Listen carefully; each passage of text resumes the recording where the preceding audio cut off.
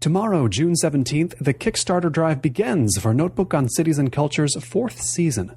If we can raise its $8,000 budget in a week, we'll have 60 full-length conversations with the cultural creators, internationalists, and observers of the urban scene in London, Copenhagen, and Toronto, and of course much more from Los Angeles. For details, visit colinmarshall.org. Thanks. Season 3 of Notebook on Cities and Culture is brought to you by Carl Haley and Daniel Murphy.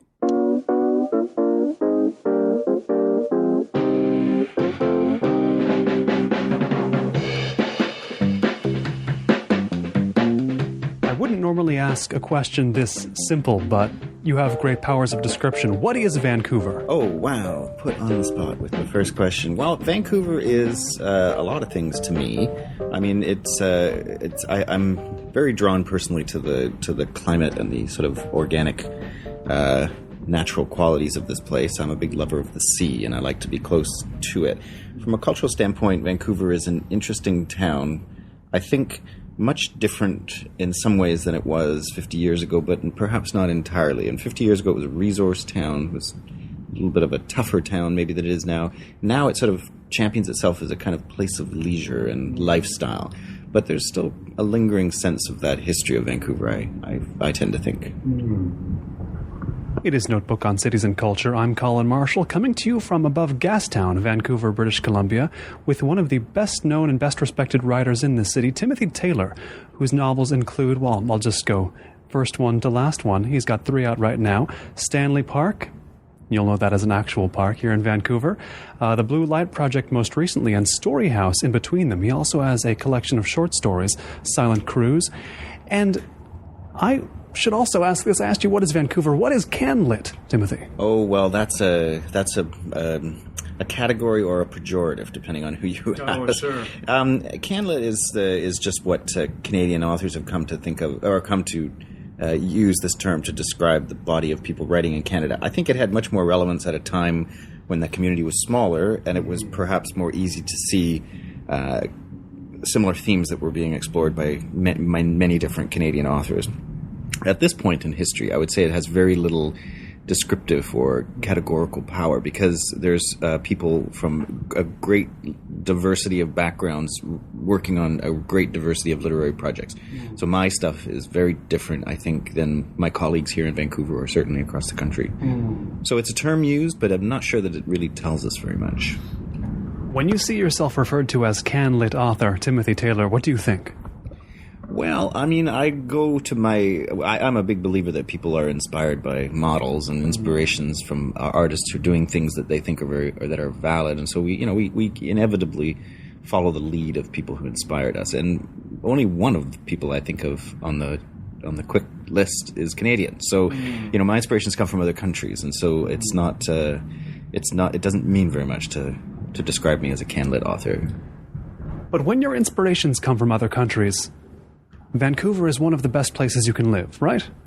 Well, I'm very fond of it here. My parents came here after living a highly nomadic life for 20-odd years and having... You were born in Venezuela, right? That's during that nomadism you were born? That's exactly right. My mother was a refugee after the Second War, a half-Jewish person who survived the Holocaust. And so she was adrift against her will, if you want to think of it that way. My father was just a wanderer. He liked to travel. He was a nomad. So the nomad and the refugee met in Ecuador, and they had 5 kids, and then made a very conscious decision to settle in Canada. And I think the deliberation has stamped me somehow, because I sort of imagine my father looking at a map of Canada. It's a pretty big place, and he was born in Toronto, and I sort of imagine him heading west, until he ran out of country. And he said, and so there was something kind of undefined about Vancouver at that time, a place where you could kind of be who you wanted to be, less rigid social hierarchies, etc. So that was that, I believe, informed my parents' decision. And then when they left, many years later, they left to move to Alberta. I came back as quickly as I could. I really missed this place. Did you? Were you in Alberta there as well? Were you fleeing Alberta, or I mean, I don't. People don't tend to like Alberta much here, I find. I've never been to Alberta, so I don't want to make any claims for it myself. But Vancouver and say, Calgary, very different cities, no? Yes, it's true. They are, and but I think Vancouverites protest too much. I'm actually very fond of Alberta, and I'll tell you why. Because it's our most American province, and there are people have there's an independent streak to Albertans that is maybe not as immediately evident. What makes it American? The style of politics and the style of life and the appreciation for sort of individual freedom. That's very much an Albertan cultural attribute, and so Vancouverites are capable of feeling a little snooty about it, but it points towards a broader-based snootiness, which Canadians sometimes show towards American, which is pure envy, if you want my opinion on it. But there is also, I mean, it goes both ways. There's lots of envy the Americans have for Canadians that they won't necessarily admit. I would say as an American that's true. I don't know what you observe there. Well, envy is the one vice that no one will acknowledge, right? Oh, so it's I'm not at all surprised. In any sibling relationship, there is there are these cross envies, I think, are very common. But back to the question, in terms of Alberta and Canada, I was definitely not fleeing Alberta because I wanted, it was much more positively inspired. I wanted to be back here. Wow. I wanted to live an adult life here in a place where I had such fond memories of being a kid. I think about I don't want to say the themes of your books, but some of the intellectual fields you draw from in your books. And it seems like Vancouver, for example, in Stanley Park, the book is wrapped up in food so much. And Vancouver, I find, is a good place to eat. But do you think it remains? I mean, that book was from 2001. Food has seen so much, it's gained so much popularity in new ways this last decade. I still come here as thinking of it as a good place to eat. How do you think of the way Vancouver regards food today? Well, it's a massive consumer phenomenon, which that was just emerging when I first put pen to paper on this book. If I sort of forced myself to pick a date, it would probably be 1995. So my culinary influences are very different than sort of the cutting edge of what's going on in Vancouver today. I was influenced by trips I took to France primarily. There was something very honest. I found it very appealing that there was this way that people would eat in a little place like Saint-Saëns-la-Baie and in Burgundy, and you got the feeling that they'd eaten that way for a very long time. And there was something sort of appealingly stable about that, something kind of honest, as I said.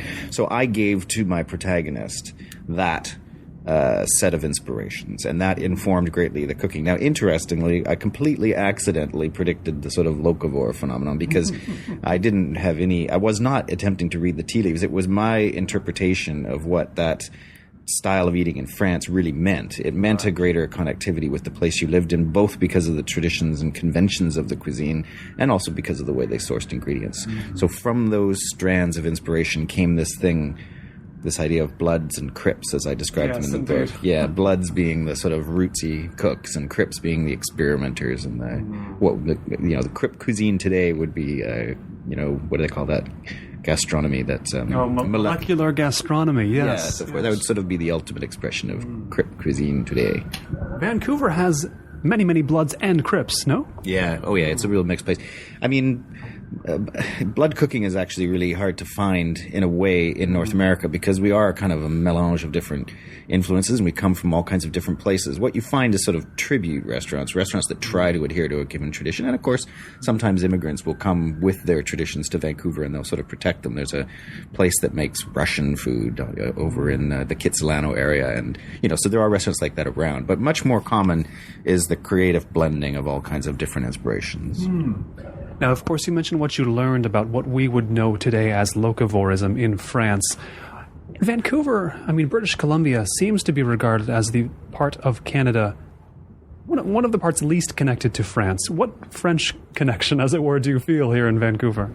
Well, that's a good point, in fact. This is a very British place, and you'll find that even more when you go to... less as the years go by, because we're mixing, and we are now what I would describe as very, mostly influenced from an ethnic standpoint by the influence of Asian immigrants. That's really shaped not only the way that the streets look and the way people think about food as well, very much. And of course, that's a positive thing in my mind. But historically, no, it was very British, and Victoria even more so, which is the province's capital. But I just personally ended up having this connection with France because of my travels there, and so that's very much the organic process by which characters are shaped. Things that are happening to the author very typically do flow downstream into characters. From talking to friends who live here and the other interviews I've done, it does seem you were also prescient about something else in Vancouver with Stanley Park, that first novel, which is some people here seem to fear that the eating or the various kinds of cultural experiences are getting a bit too slick in Vancouver. And of course you have a character, perhaps the quote-unquote bad guy of Stanley Park, who indeed would like to slicken and chainify. Do you think that process has happened? Have the Dante, as the character's name is, the Dante Beals of the world gotten a hold in Vancouver since you wrote Stanley Park? No, I mean, I don't really think so. I mean, Dante is a character that readers should have fun with. I mean, he's in some respects, I was inspired by people that I've met over the years. He's an extremely focused, profit-driven guy, and he's one of these guys who's very, very good at turning the sort of more nuanced artistic impulses of other people, figuring out how to very quickly make money off them. And to some extent, there's characters like that are they have qualities that might be admired. Yeah. But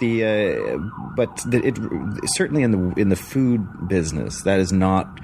The most successful restaurants in Vancouver are really not like that. They're innovative, and often they're started by young people. And there's a couple of restaurateurs in Vancouver who have now opened several and become very successful. But the individual places seem very, very creative and very inspired, and not at all cookie cutter. Is it possible to be in Vancouver a long time and not be interested on some level in architecture? Well, a lot of Vancouverites complain about architecture in this town, and that's not entirely fair. I think, what needs to be said is that when Vancouver was first built up, it was not built up with quite, I think, the same industrial might and financial resources in the pockets of private citizens that bigger cities in the U.S. would have benefited from, right? So we had a lot of very humble architecture at the beginning. The building we're sitting in now was extremely grand when it went up, but it would have been one of a handful of buildings of that sort of like architectural intent, So in the years that have followed, a lot of really simple things were built, and I think Vancouverites are conflicted a little bit about what happens to these. Like the neighborhood I live in right now, for example, is a great example. It was originally built as a sort of community just off campus, so it's probably intended for professors to live there or people that worked on campus, and the houses are quite humble, quite small, and a 1,500 or a 1,900 square foot house would not be uncommon.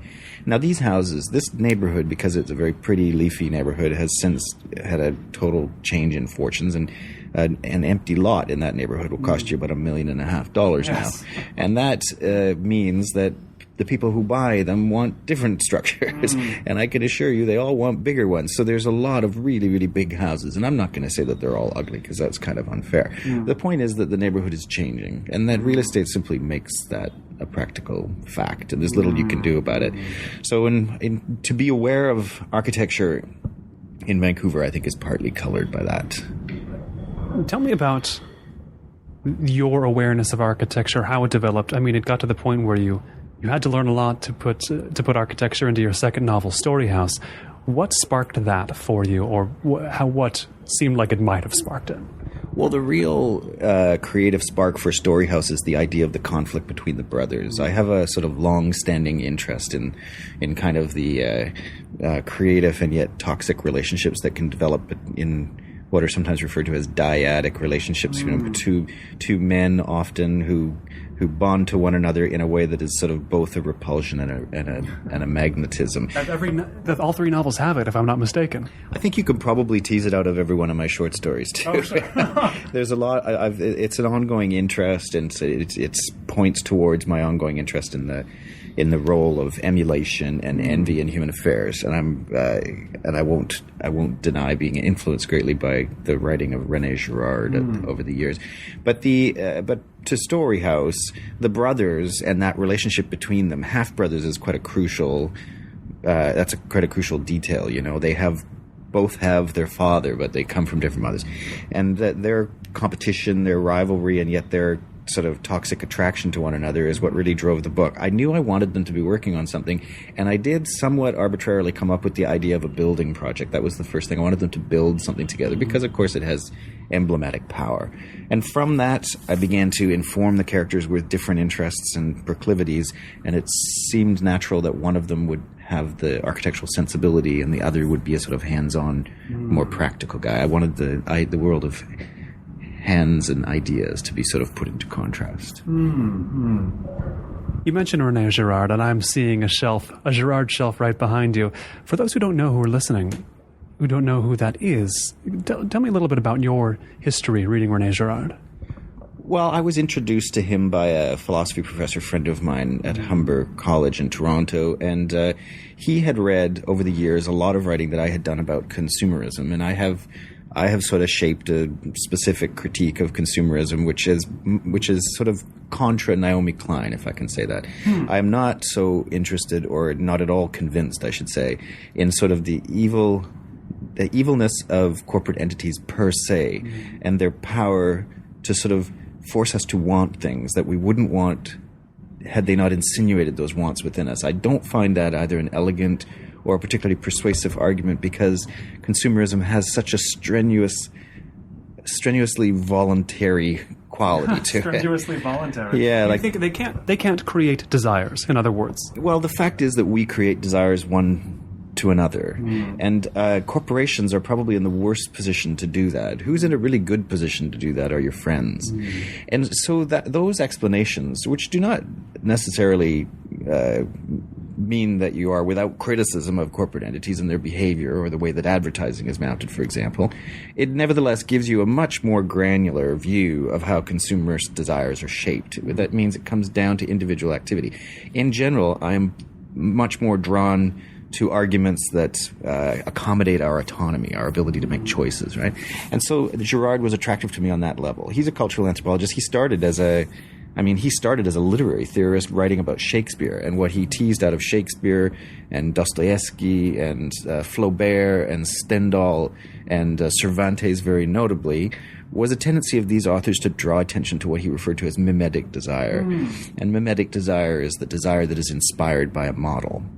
What's fascinating about mimetic desire, and makes it a really potent analytic tool in our culture today, is that if you are inspired by a model who is distant from you, Cervantes writes of Don Quixote, who is inspired by Amadis of Gaul, right?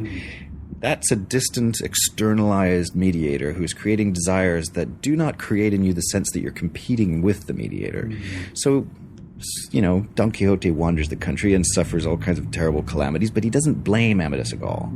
He takes it on into himself. What happens, however, much more commonly is that we are inspired by people who are close to us and who we view as our equals. And when people of that kind inspire desires in you, there's a necessary conflict that is created. We want what they have. We desire the desire of the other, as Lacan said. And this is inherently unstable and inherently creates conflict. So I've been very drawn to it as a way of thinking about the world, while, of course, attempting not to sort of imprint my work with dogmatic repetitions of Girardian thought. But this is not a bad time to be doing that. I mean, we get more images of the desire of others than ever before, right? We're exposed. If we want to engage in mimetic desire, we have more chances than ever, right? Well, or as Girard might say, if we are susceptible to its forces, we are more helpless than ever. I mean, Facebook is an awesome example, because Facebook is a machine that allows us to both promote ourselves and measure our success in doing so. So the impulse to go and see how many people liked a given post that you made is classic mimetic desire. We will view that post as more potent, more smarter. We'll say better things about ourselves the more little thumbs up signs are next to it. And if nobody responds to something, we have a tendency to think that it probably wasn't important.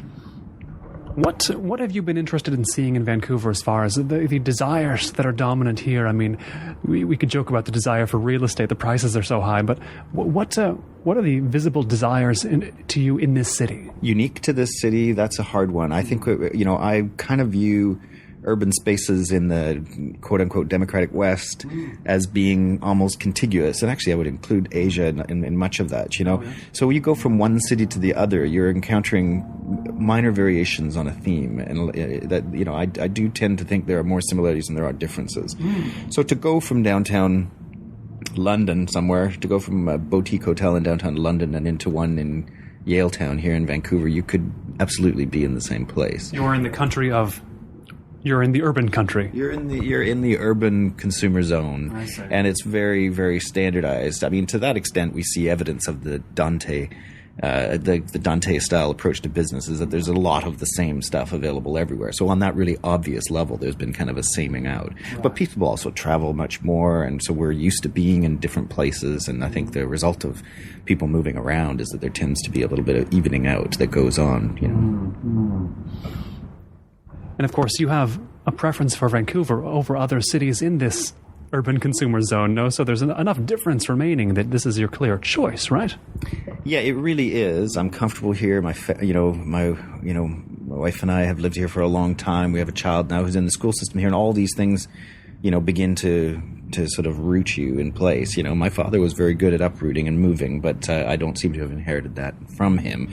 So I'm very happy here on a lot of levels. My professional life has shaped itself here. My life as a writer has shaped itself here. And while I never dismiss the possibility that I could live anywhere else, I'm not a young man anymore. So looking forward, I have to predict that I'll be here for years more.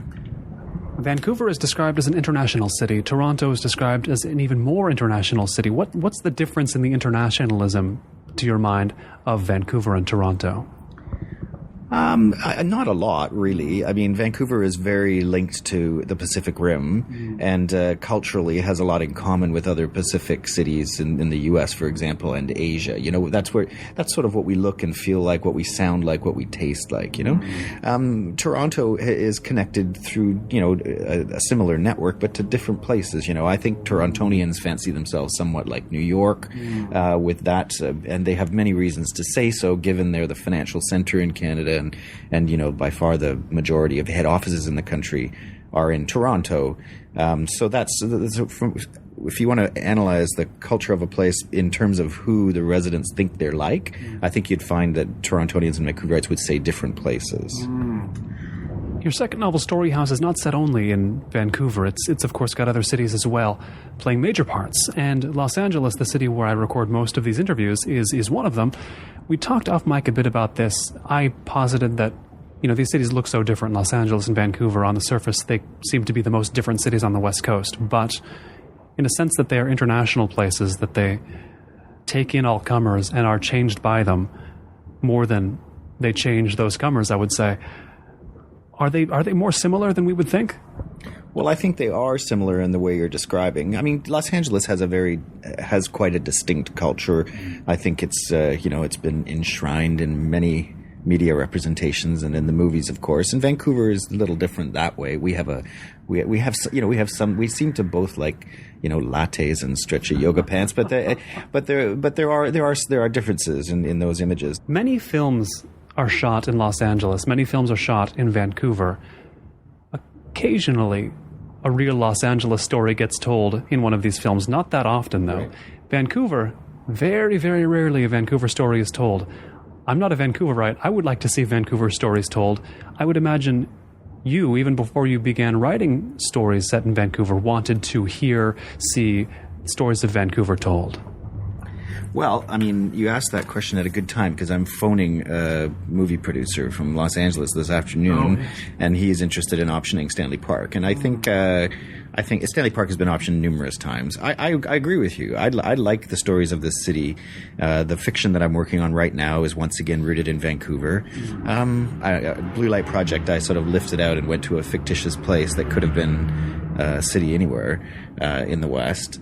So yeah, I mean, we're on the same page. I think that Vancouver stories should be told as well. The reason that they may not have been to this point is that we are a young city, right? And there's only so much accepted lore that has been built up about this place, and that body of sort of legend about a place really contributes, I think, to the willingness of storytellers to set their stories someplace. And Los Angeles simply has a lot more of that, I think. Was there something about Canada, about Vancouver, that struck you as something you wanted to express in your writing, or was it simply this is a place I know well, so that's where I'm going to set a novel? Or was there some essence you wanted to get out, you wanted to get into print about this place? Yeah, I mean, there would be probably in connection with different things in connection with different projects. I can give you an example. Sure. I've just finished a play which will be produced in 2014, and it's about a famous police corruption scandal that broke here in Vancouver in the mid-1950s. So what I was getting at there, both the fun of the sort of film noir type narrative, which was a real a headline creator, I can tell you. It was a very scandalous affair, which resulted in a couple of people committing and attempting suicide, and the police chief fled to Los Angeles, as a matter of fact, where he drove limousines for a while before sneaking back into the country unseen.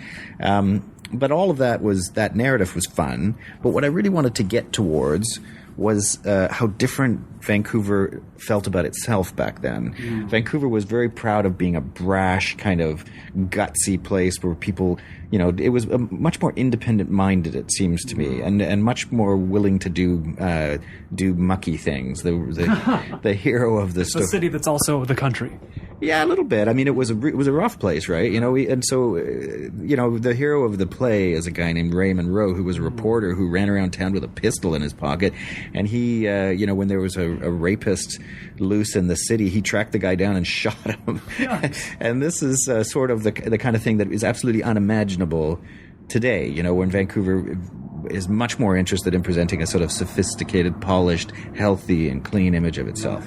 So in terms of teasing out things about Vancouver, it's different by project, and that's an example of one thing.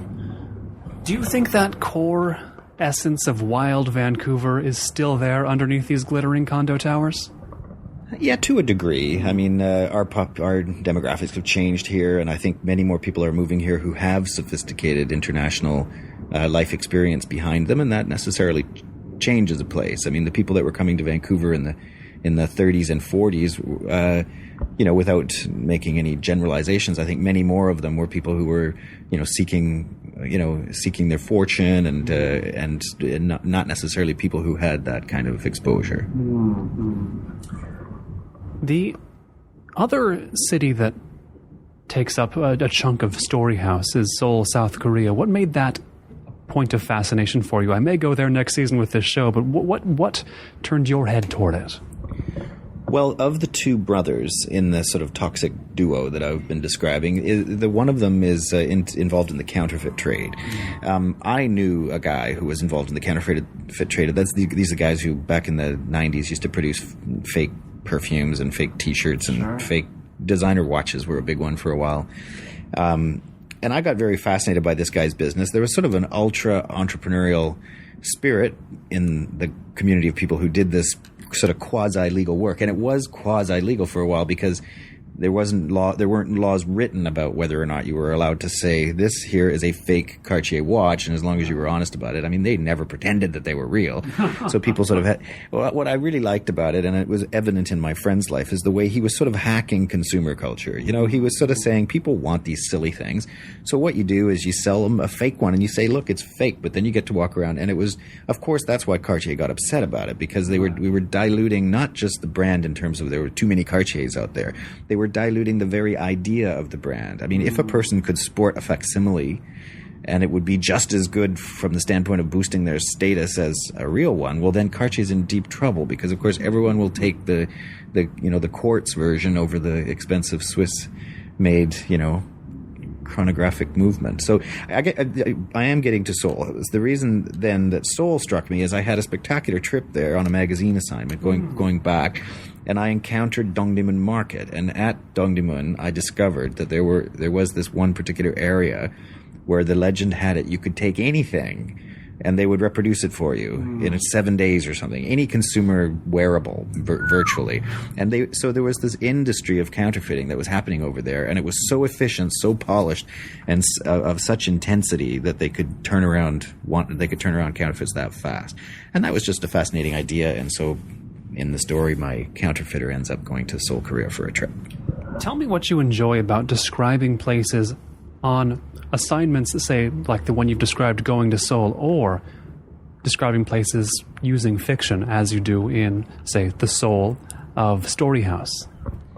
Well, the two are very complementary in my practice. I am given access to a whole heck of a lot of traveling that I probably couldn't afford otherwise, Sure. Except that I do this magazine work, and I've had an excellent client over the years in En Route magazine. Mm. Now, so what I write for them will be decided in advance. We'll say we're going to explore Seoul because it's a very hip place in the planet right now, which was certainly the case in 2001 or whenever I went over there. Mm. So I will have an agenda to research when I get there. Of course, while I'm there, I'll be walking around and having any number of my own reactions to the place, and those are the types of things that then become very useful in fiction. Tell me a little bit about taking your own reactions. What's the process? What's the machine? What's the chemical reactions they have to go through before you can use them in characters? And I mean, do you have to know the character, then select your feelings that are applicable to that character, or can you fashion a character from a subset of your reactions, your feelings? Yeah, that's a process of which I'm probably only partly conscious. Right. There's a lot of this that is that's a little bit automatic, but I don't want to overstate that because books do not write themselves. Yeah. Trust me. So there's all kinds of manipulation and planning and what have you. But the degree to which I fold a real life experience into the life of a character, that does happen a little bit beyond my consciousness, and I don't necessarily want to figure it out too much. Right. Over analyzing can be dangerous. Indeed. And I want to know a little bit more about creating a city, using a non-real city in your most recent novel, The Blue Light Project. What did that give you? Well, it's a couple of things. I mean, the first risk of using a real city in that particular narrative, which has a really kind of terrifying hostage crisis at the center of it, where kids are taken hostage, and you have every reason to think that this lunatic is going to do something terrible. To place it in a particular city, Baltimore or Toronto or Halifax, you run the risk of suggesting that this is the kind of thing that might happen in those places, or giving readers an excuse to think, oh yeah, that's New York is violent, that's why it happened there.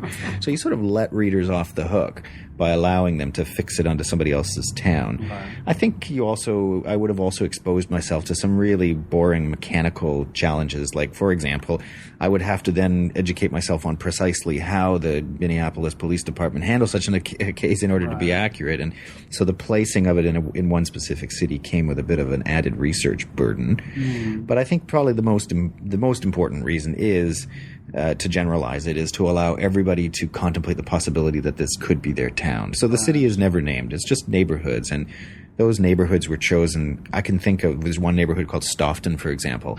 That every city has one, right? This is the neighborhood where things are a little rough and where the drugs are sold on the street. It has another neighborhood that would correspond to more affluent neighborhoods. So it was a city assembled with what I would hope would be familiar components to most urban readers. Did you in some sense also, and you seem to hint at this, but do you believe that this is the kind of thing, this reality television hostage crisis, could happen in any urban area? It wouldn't matter where you said it, because this is the kind of thing that could happen anywhere, given our media, ourselves as humanity. Yeah, I absolutely believe it could happen anywhere. And, the violent events taking place at these sort of communal viewings is just not, I didn't invent that. That guy who shot the people at the screening of Batman happened, just shortly after the book was released. And what I'm driving at there, though, is that my primary point about celebrity is that it's a quasi-sacrificial system. We give celebrities this huge gift of our acclaim, but we reserve the right to take them down, and we will take them down brutally if we choose that their time is up, or we think they're getting too full of themselves. In that sense, they sort of surrender themselves to the system, and we take them down, and we feel better about ourselves, like we're proving that the celebrity is really just a human after all. With that in mind, a reality show like the one Kitty Fame, which is the show at the heart of the novel, that is sort of coming dangerously close to enacting that sacrifice, literally, because they have this mechanism they refer to as a kill, where if somebody is too good, they boot them off the show. And so, the idea that a hostage crisis would break out in the context of a show like that is almost a prophecy that fulfills itself. The show is literally a prophecy of its own demise. I wouldn't get much of an idea. I don't have an idea of you as a serious reality television watcher. What made you want to take that on as a topic? Well, I'm not, but it's not out of disdain. It's just I don't have any interest. I'll tell you what I did watch a lot of while I was writing that book is I watched a lot of what are referred to as reaction videos, and you go to YouTube and Google or YouTube reaction videos, and what you'll find is the hundreds and hundreds of people who point a camera at themselves while they're watching the television screen, and the big announcement is about to be made about the winner, and then you can observe and ask yourself to what degree you think this reaction is real, or how profound is this moment. But they are truly staggering, not only in the intensity of the feelings that people express and in the seeming realness of these feelings, but in the sheer volume. How many people have had the same impulse to record? Could any 20th century media theorist have predicted these things? Yeah, I don't know. I haven't read all McLuhan. I somehow wouldn't be surprised to find reaction videos knit in there somehow. Having been born in some sense on the move, do you think did you have the internationalist sense, the sense to keep experiencing places from the very beginning? Well, I think I was really stamped by my parents' background. The refugee wants to settle. They want the freedom of roots. Right. It sounds paradoxical, but I know my mother, who is now gone. I know that she wanted to settle. To her, the opposite of freedom was being tossed around the world. Freedom was being able to pick a place and say, "This is mine." The nomad lives a kind of perfectly reciprocal set of impulses. The nomad seeks the freedom of wind in his hair, basically. Now, there's a bit of both in me. I love to leave Vancouver to return, Yes. I've been to a lot of different places, and I hardly ever say no to a travel assignment, but I love coming home. There's hardly a place on earth that I don't enjoy going in order to return, First feeling you get upon the return to Vancouver? I'm reminded of my physical body's relationship to this place. I think it's just true that you're organically suited to a particular kind of weather. It's pretty mundane, but it's actually quite important over the course of your life. And this slight, how would you describe? I mean, we've been having some nice weather in Vancouver when I've been here, but it's thought of as a wet place, right? Oh yeah, it's definitely it's necessary that you have some technique for handling extended rainy periods. Honestly, I'm not really aware of the rain. I don't really notice it, and I don't know that. I know that other people living here do. It does start to get them down. I don't know. I find it atmospheric, but really, the truthful answer is that I hardly notice it. I grew up in Seattle, so a similar reaction on my part. Not much rain in Los Angeles, though. In the States, it's kind of a meme, a long-time meme, join the Navy, see the world. Is that what they say here as well? Specifically with regards to the Navy?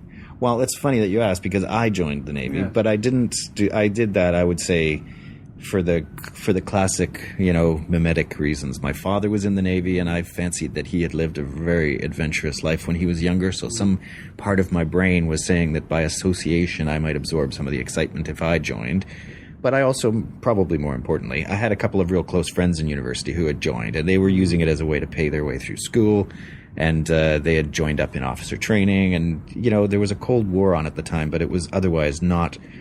I mean, it's hard to think back. The international environment did not seem threatening. So I have to stress that I don't think I put myself in any significant risk, and I don't think I appraised the risk as very high at all, or I might not have joined. I mean, I don't want to say what I would have done under different circumstances, but we joined when it was a pretty loose and fun thing to do, basically. Oh, really? Yeah. I mean, boot camp and basic training, they are what they are. They're never fun, really. They're, that's a real grind. But once we were serving, once we were commissioned officers and we were serving, it was really a not at all unpleasant way to spend your weekends.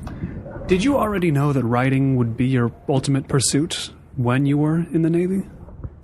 No, I didn't, actually. At that point, I had gotten it in my head that I wanted to follow a particular academic line, which would leave me with an MBA. a master's of business administration because I at the time thought that a corporate life would suit me. And now I discovered my mistake pretty quickly, but it's just the weird thing, the way life works. It was actually really fortunate that I went that route. When I sort of discovered this inquit yearning to be a writer, around the time that I was in the midst of my banking career, I wouldn't have been able to quit and support myself in the very long project of trying to reinvent as a writer if I didn't have some business skills that allowed me to set up a consulting practice. So I was really saved by what might at first pass seem like a mistaken first choice, Where did France fit into this narrative? You mentioned learning about the way they eat there and that shaping Stanley Park, your first novel. Where did that sojourn fit into this?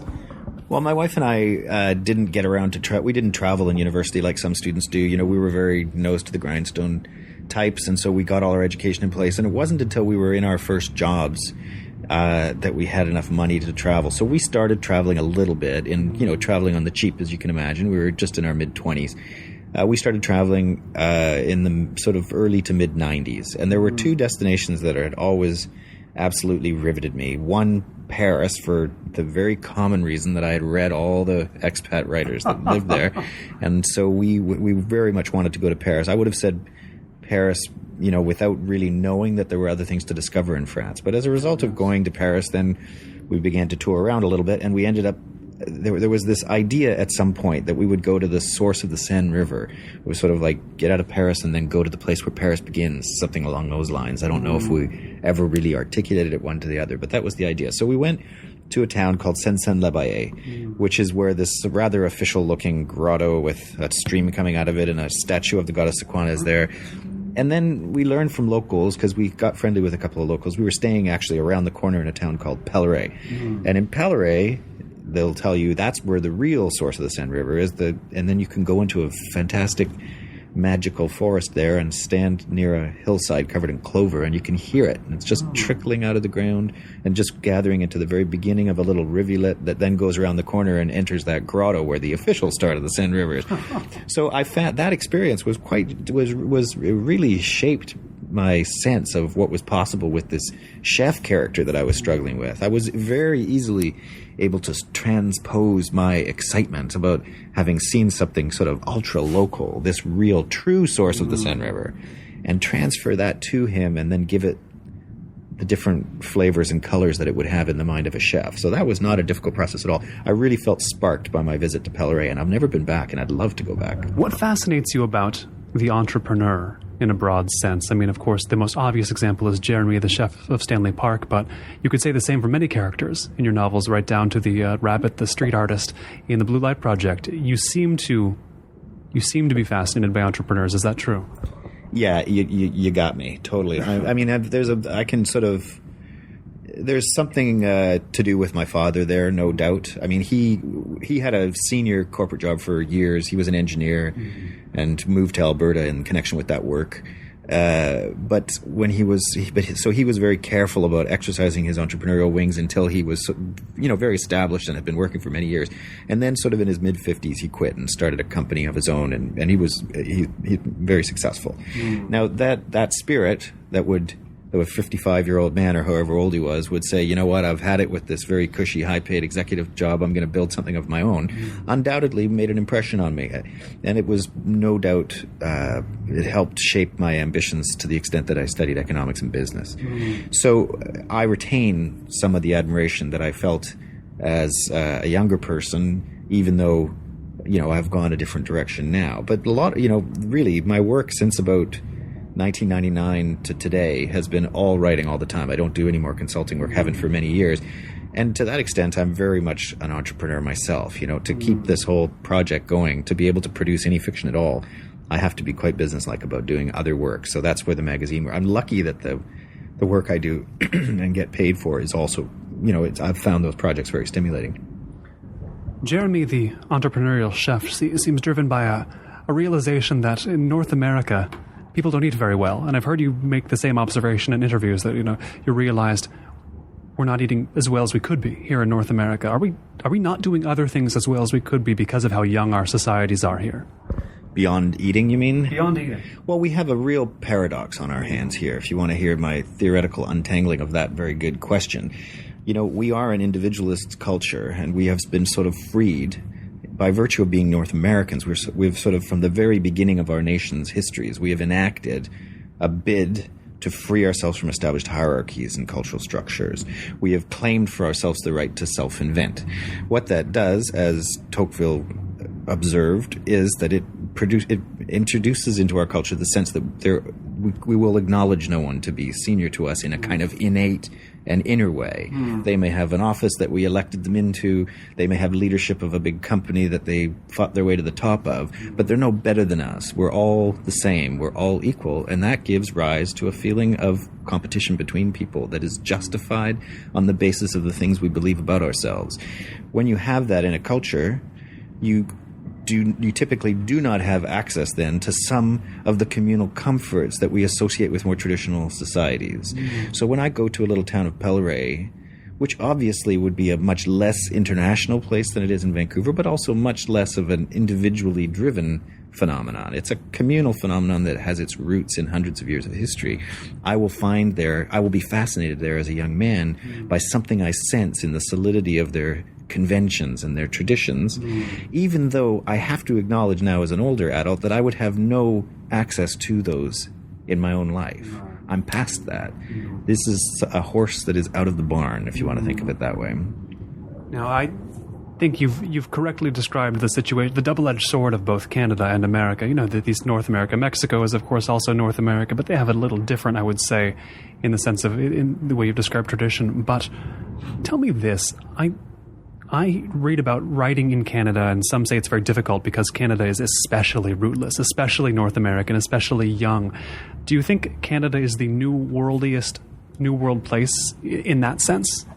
Well, I don't. It might be, but I don't think it would be right to consider that an impediment to writing.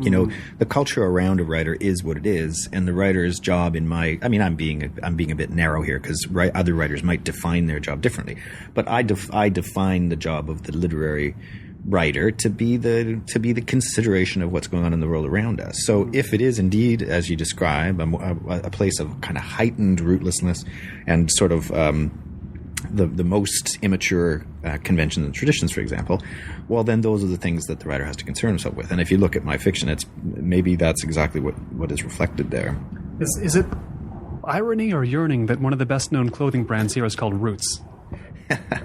Yeah, you'll notice that Roots adorns their products with sort of archetypic Canadian images, and that's all very much on purpose. Canadians are very fond of the old staples of Canadian culture. We're very careful about sort of championing anything official. It's much easier to champion an idea of traditional Canada via a consumer product, which is understood to be superficial and not really constraining anybody's behavior, than it is to, for example, celebrate a traditions in a more political way. When you land someplace new, some new city to write about it specifically, what are your senses opening to first? Architecture, food? What comes first and heaviest in terms of impressions? The first impulse I have is to find the place where people gather. So that could be a galleria if you're in Los Angeles, or it could be a square if you're in a European city, or it could be a commercial retail district if you're in Tokyo or something.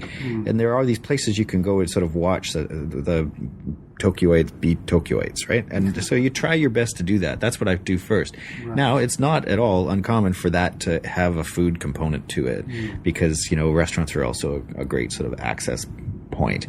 It helps to know somebody locally too. I do a lot of picking of people's brains before I go somewhere, with the one exception of my trip to Tokyo, because the whole point of the exercise was for me not to have a plan. So in that case, I went and wandered around blind and had a really remarkable experience there. Where do Vancouverites gather to be Vancouverites? That's a good question. It's I would say the quick answer, and then there will be lots of alternate answers that could be given, but my quick answer is we gather near our shorelines. We gather in the parks that are near the with access to the beach. People living in this city, I think, are very conscious of the water, and so those places, and I'm thinking of Kitsilano Park or Spanish Banks, where I was yesterday, or Stanley Park itself, which of course has that great seawall all the way around it. These are the places where people seem to gravitate. We like our nature here. Choosing to be a writer in, say, France, there is a robust heritage behind that. You're joining the French tradition in some sense. Is there almost an edgy element to choosing to be a novelist in Vancouver? Just because there's necessarily less of a tradition, less history of it, but you have less. Are you burdened with less? Well, I never really thought about that in advance of taking the plunge. It didn't really cross my mind that I was either, stepping into the flow of an existing tradition or branching out in a direction that hadn't been thought of previously. I just took the plunge. In retrospect, I think that Canada I really kind of dispute that there is a tradition in Canadian literature. People have been doing a lot of different things over the course of our history writing. I mean, some very important people have put forward theories about, what themes are most central to the Canadian novel. But I think at this point in history, I think a lot of writers would have to acknowledge that the culture, indeed the world as a whole, has now sort of fragmented and grown so open that there's simply a lot of canvas to work with if you're going to be a writer anywhere, but that includes Canada. Now, I think some American creators have this idea, perhaps delusional, that to become famous across America is to become world famous. For some, maybe it's true, but I like the idea more of becoming famous in a particular country before getting known in the world. I mean, do you get the sense that, for you, was it a matter of I'm becoming known in Canada and then I become known around the world? I mean, your books are known outside Canada, well outside Canada now, but is there a sense that first Canada, then the world? Do you know what I mean? Well, from a practical standpoint, the publishing project very, very frequently begins with a focus on your home territory, in part because of, for example, you're a young writer, you convince an agent to represent you. That agent is undoubtedly going to be from your country, so that they will, for example, be aware of the publications that you might have previously in small magazines, etc. And that agent, their expertise is going to always be greatest, certainly in Canada, in selling the book to a publisher in Toronto. After that, they will use subagents to try to sell it around the world. But in general, the degree of difficulty selling a book domestically versus selling internationally, it is considered to be much harder to sell internationally. All countries sort of begin with their own and then begin to look outside. So, I am not widely published outside of Canada. I would view my reputation as really being quite dominantly Canadian at this point. I'm mostly known here. I don't, of course, my books have been published in the U.S., but, none of them have been really big breakout bestsellers or anything like that. Do you have a sense of some of the international reaction to your books, though? Anything that surprises you in the way that non-Canadians read them, whether they take you as, this man is going to be a representative of Canada for me? Maybe they don't think that. Do you have any sense? I don't really. There's only one reaction I can think of because I wished so much that it would be true, and it didn't quite pan out that way, is somebody from the Austin Chronicle reviewed Stanley Park and said, and the timing completely coincidental, was that Kitchen Confidential came out about 6 months before Stanley Park came out. So Kitchen Confidential was a great prototypic consumer food phenomenon. People were just getting interested in food, and that book went nuts. Of course, it was a great book. So the Austin Chronicle reviewer said he saw no reason why my book shouldn't do as well as Bourdain's, but sadly, this did not happen. So, without the obligation to say anything concrete or anything anybody will hold you to, what sort of locations are you thinking about with the next fiction project? Well, now I will commit myself, but with the understanding that I might change my mind as that. Sure. It's hard to answer the question in the abstract, so I'm forced to answer it in the specific with that caveat. I am actually now preparing a series of long short stories. They're almost novellas in length. There's probably going to be 5 of them, and each one is picking up on a character from Stanley Park, in fact. So that's these people 15 or so years later, and in all cases there's kind of a retrospective life assessment sort of quality to the stories involved. Were there readers saying, you've got to pick up these characters again, I want to know what happened, or do you simply want to know what happened? I think I simply want to know what happens. There are a lot of things that I that Stanley Park pointed towards, which my writing over the subsequent years has really built on. I feel like I know things that can happen to these characters that will allow me to say more with some of the same material. It will not be nearly as much a foodie book, though, because since we split off into the lives of different characters, some of them will be out of food entirely. What are some important things you've learned about writing or whatever else since Stanley Park that the Timothy Taylor of 2013 can bring that the Timothy Taylor of 1995 to 2001 could not bring? It's a hard question to be really specific about. I mean, I think some of the things we've talked about today are conclusions that I've come to, reading others and working on assignments all around the world. Some of the things that we've touched on would be the kinds of themes that would be likely picked up in my fiction going forward. And the form between whatever lies between short story and novella, that is an underexploited form, isn't it? Yeah, some of my favorites worked in that form, and I do like it. It's a very powerful form to deliver what I think is a satisfying and immersive experience to readers, and sort of be a kind of neatly packaged thing. And these stories will have a certain amount of links between them. So I'm not sure if this is closer to novellas or closer to a novel, really. By the time the dust clears on this, it will be a bit of a hybrid animal, I suspect. What sort of aspects of this place of Vancouver should someone be aware of? Would you recommend they be aware of when they come here, first time or any time? What should they open themselves to that they might not, or might not instinctively? Well, I view this as a pretty easy city to visit, I think the most critical thing I could say about it to a visitor, which would be kind of a warning, is Canadians are not necessarily the friendliest people. I'm often struck by, for example, I spent some time in Chicago years ago, and I was amazed at how, the Canadian sort of prejudice about Americans is that they're, the urban settings, they're brash and rude or something. And, this is a cliche that doesn't at all hold true, And I find that, in fact, people would talk on the elevators and stuff. And it wasn't like I thought that made them better people. I just thought the culture of that place was about a kind of candor. Canadians are play their cards a little close to the chest, which I think is often associated with people from northern climes. And as a result, walking around our streets, it's not always a warm and fuzzy feeling. People are really kind of into their routines and doing their things. So ignore all that if you're visiting Vancouver. What happened? What causes that, do you think? I mean, that there's the northern climb thing, but is it the internationalism? People are from so many, their stories are all so different, they're not necessarily assuming compatibility, or? I don't know. I associate that frankness that I found in Chicago with a kind of with actually it's a little bit linked to entrepreneurialism. It's a little bit linked to a person's view that they're in charge of their own destiny, and so the best thing to do is to make positive contact with people and not sort of go through life with your elbows up, right? Canadians, we have a slightly different mindset, and it's not quite as individualistic as Americans are. This is a gross generalization, of course, but that's my sense of it, and as a result, there's a little bit more of a pulled back quality. It's anecdotal, but that's been my observation. Jan Morris famously wrote, she has the smile test. She goes to a city, smiles actively at everybody who passes, sees who smiles back, and said Vancouver was the worst performer in terms of smiles returned of any place she'd been. I take it you wouldn't be surprised by that. No, that's very interesting. I hadn't heard that, and I'm not at all surprised. But despite the smiles, it remains for you a fruitful place to tell a story. I mean, you could, if a publisher said, we want 5 more Vancouver novels, you would not have a problem with that, right? Well, I mean, if a publisher said they want 5 of any kind of novels, I wouldn't have a problem with that.